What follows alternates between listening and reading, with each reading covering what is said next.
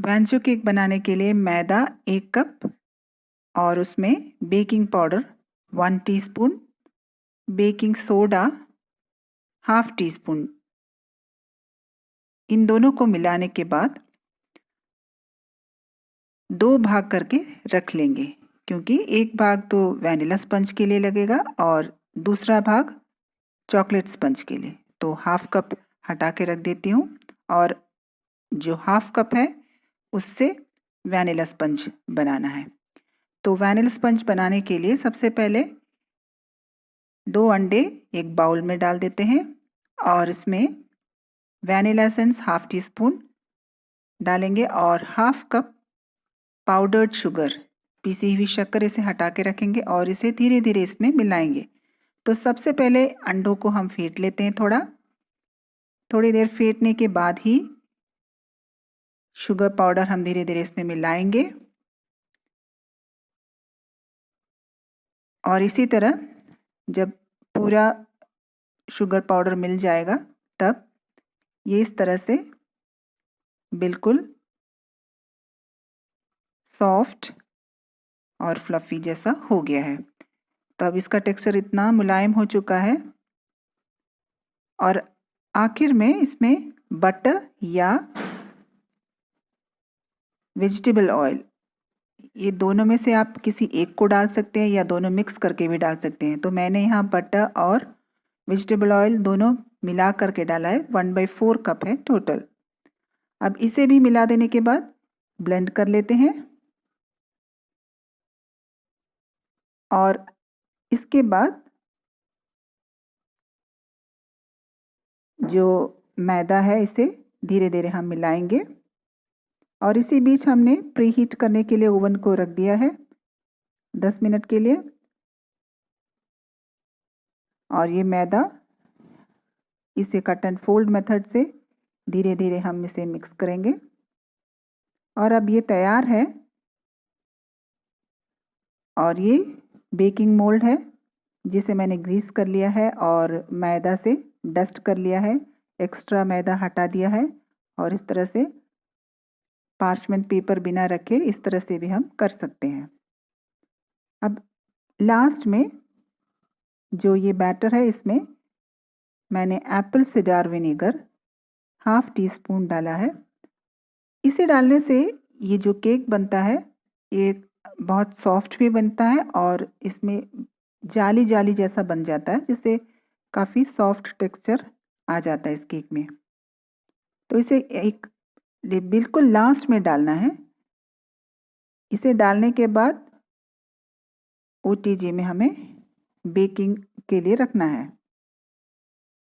तो अब इसे बेकिंग मोल्ड में हम डालेंगे और अब इसे 180 डिग्री में 20 से 25 मिनट तक बेक कर लेंगे। अब दूसरी तरफ चॉकलेट स्पंज बनाने के लिए 1.5 टेबलस्पून कोकोआ पाउडर, इसे भी हम छान करके जो पहले हटा के रखा हुआ हाफ कप मैदा है, मैदा जिसमें हमने बेकिंग पाउडर बेकिंग सोडा ये सब मिला के रखा हुआ था ऑलरेडी, तो अब इसमें केवल कोकोआ पाउडर मिलाना है अच्छी तरह से। और अब बाउल में 2 अंडे, वैनिला एसेंस और शुगर पाउडर, इन तीनों का मिक्सचर को अच्छी तरह से हमें मिलाना है। तो जैसा हमने पहले किया था स्पंज केक में, वैनिला स्पंज में, इसी तरह से सेम प्रोसेस अब रिपीट करना है। ये हाफ कप पाउडर्ड शुगर है, तो पहले अंडे को फेंट लेते हैं और जब ये थोड़ी देर फेंट लेते हैं तब धीरे धीरे पाउडर्ड शुगर भी हम डाल लेंगे। और अब ये बैटर तैयार है, तो लास्ट में ऑयल या बटर, मैं दोनों को मिला करके डाल रही हूँ, 1/4 कप। वेजिटेबल ऑयल डालने से ये केक बहुत अच्छा सॉफ्ट बनता है और बटर डालने से केक का जो टेस्ट है ये बहुत अच्छा आता है। आप चाहे तो किसी एक को भी यूज़ कर सकते हैं या दोनों साथ में मिला करके भी यूज़ कर सकते हैं। तो अब ये बैटर तैयार है, तो मैं ये मैदा जिसमें कोकोआ पाउडर मिला करके रखा हुआ था उसे धीरे धीरे डालूंगी और इसे भी कट एंड फोल्ड मेथड से मिक्स कर लूँगी और इसे भी अच्छी तरह से मिलाने के बाद बिल्कुल लास्ट स्टेप जो है वो एप्पल साइडर विनेगर डालने का है। तो इसे हाफ टी स्पून डाल करके अच्छी तरह से मिला लेंगे और इसे भी बेकिंग मोल्ड में डाल करके हम इसे 180 डिग्री में बेक कर लेंगे।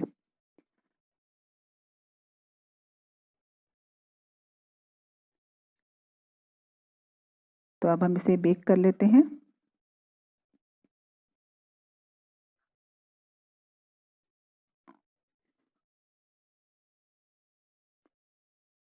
केक तो अब तैयार है, वैनिला स्पंज और चॉकलेट स्पंज। तो अब फ्रॉस्टिंग की बारी है। तो मैंने यहाँ शुगर सिरप पहले से ही तैयार करके रखा है, जिसे ठंडा करने के बाद अब इसमें 2 से 3 टेबलस्पून आप डाल सकते हैं मिल्क मेड या कंडेंस्ड मिल्क। इससे इसका एक अच्छा फ्लेवर आता है।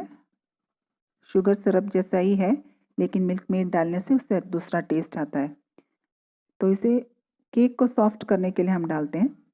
अब दूसरी तरफ ये व्हिपिंग क्रीम है, इसमें half tea spoon vanilla essence डालेंगे और अब इसे अच्छी तरह से स्टिफ पीक आने तक हम इसे बीट करेंगे। अब ये थोड़ी देर हम बीट कर लेंगे। इसके बाद 2 टेबलस्पून के लगभग पाउडर्ड शुगर भी डालेंगे ताकि इसमें थोड़ा मीठा आ जाए।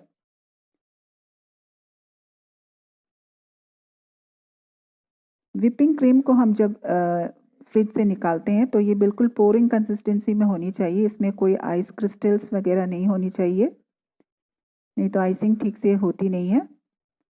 तो अब देखिए ये इसका जो पीक्स है ये हम टेस्ट करेंगे कि जब जब उठाते हैं तो ये इसका जो पीक है वो दिखना चाहिए। तो अभी हुआ नहीं है, तो थोड़ी देर और हम इसे बीट करेंगे।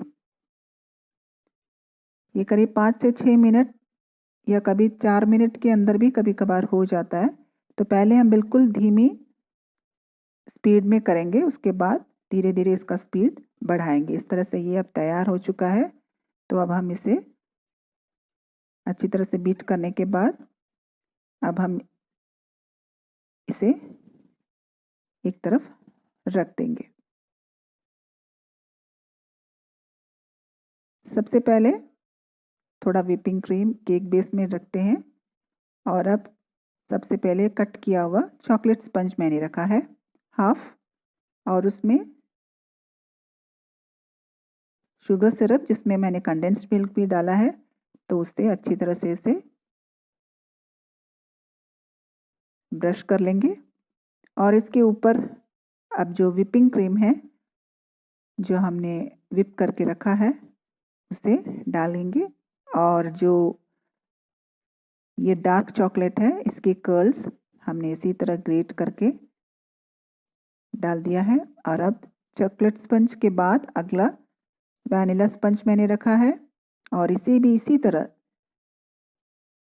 शुगर सिरप लगाएंगे और अब व्हिप्ड क्रीम इसे भी लगाने के बाद अब इसके ऊपर, क्योंकि ये वैनिला स्पंज है, तो वाइट चॉकलेट ग्रेट करके इसके कर्ल्स को हमने डाला है। तो ये वाइट चॉकलेट है और अब बिल्कुल लास्ट स्टेप, इसमें जो चॉकलेट स्पंज का दूसरा भाग है उसे रख लेंगे और सेम प्रोसेस अब हम रिपीट करेंगे।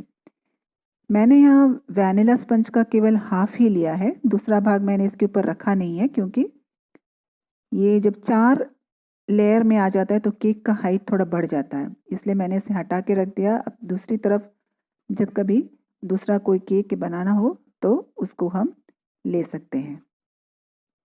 तो मैंने यहाँ बिल्कुल 3 लेयर से ही किया है आइसिंग और उसे फ्रिज में रख दिया है।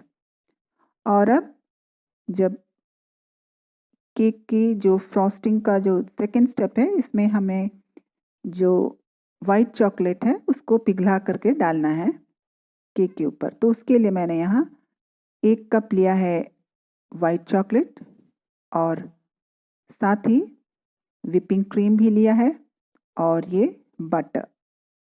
इन तीनों को अच्छी तरह से मिला करके इसका डबल बॉईल करने के बाद इसे बिल्कुल लिक्विड कर लेंगे।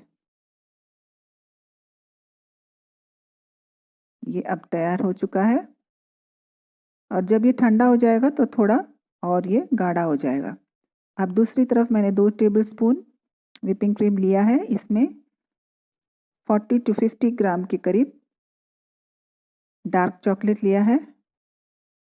कंपाउंड है ये, डार्क कंपाउंड, और इसे भी अच्छी तरह से इसे पिघला करके इसे हम हटा के रख देंगे। ये वैंचो केक के ऊपर के डेकोरेशन के लिए आता है। और साथ ही इसमें बटर भी डालेंगे। बटर डालने से इसमें एक अच्छा शाइनिंग आ जाता है।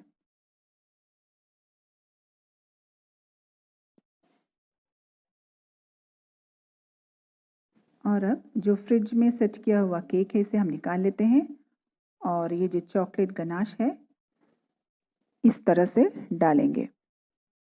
वाइट चॉकलेट जो हमने पिघला के रखा है इससे इसे डेकोरेट करेंगे। सारी तरफ इसको डालना है, धीरे धीरे डालेंगे।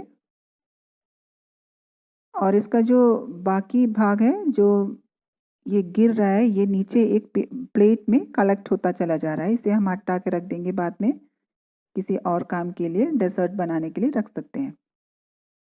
तो अब मैंने इसे डाल दिया है। अब दूसरी तरफ इसे एक पाइपिंग बैग में ले लिया है मैंने डार्क चॉकलेट जिसे मैंने पिघला के रखा था। इसे भी थोड़ा ठंडा करने के बाद अब एक तरफ को केवल डाले हैं मैंने। तो इस तरह से करने के बाद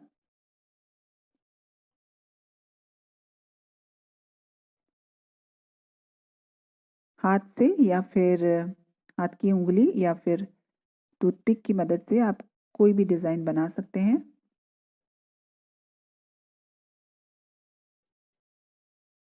ताकि ये चॉकलेट और वाइट चॉकलेट ये दोनों मिल करके एक दूसरा ही शेड देता है ये वैंचो केक का। तो ये इस तरह से वैंचो केक हमारा तैयार है।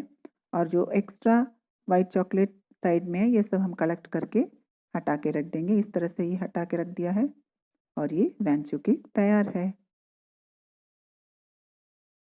तो आप भी इसे ज़रूर ट्राई कीजिएगा। फ्रिज में थोड़ी देर सेट करने के बाद, आधा घंटा के करीब सेट करने के बाद इसे आप काटेंगे। ये इस तरह से ये हमारा वैंचो केक बिल्कुल तैयार है। ये बहुत ही सॉफ्ट है और टेस्टी भी है। थोड़ा लेंथी प्रोसेस है लेकिन बहुत ही टेस्टी केक है।